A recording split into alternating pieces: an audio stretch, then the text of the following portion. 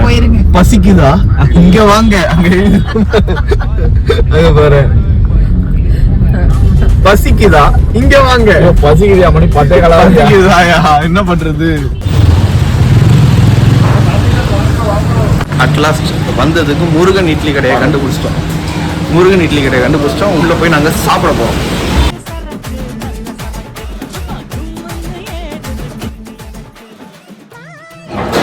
ஒரு கீ பொடி இட்லி.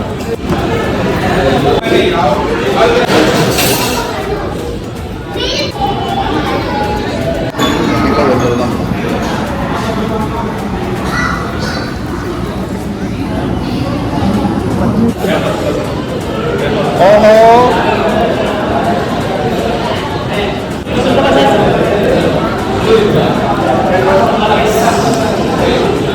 நல்லா இருக்கு. காடுது.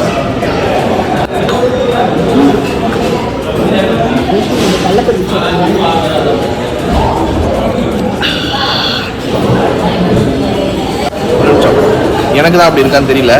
அப்பா செம்மையா இருக்கு. ஆனா காரங்க ரொம்ப. வேற என்னென்ன இருக்கு? அல்டிமேட்டா இருக்கு. இந்த கடைக்கு வந்தா கீ பொடி இட்லி கண்டிப்பா ட்ரை பண்ணுங்க.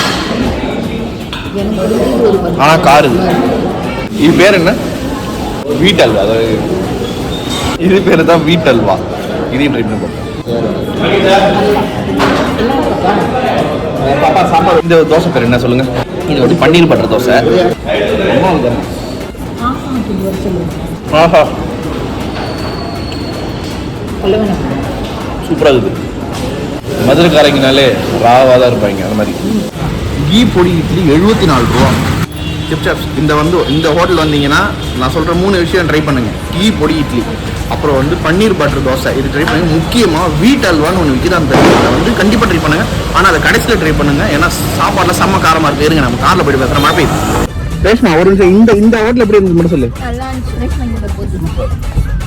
இந்த ஹோட்டல் வந்து நல்லா இருந்துச்சு.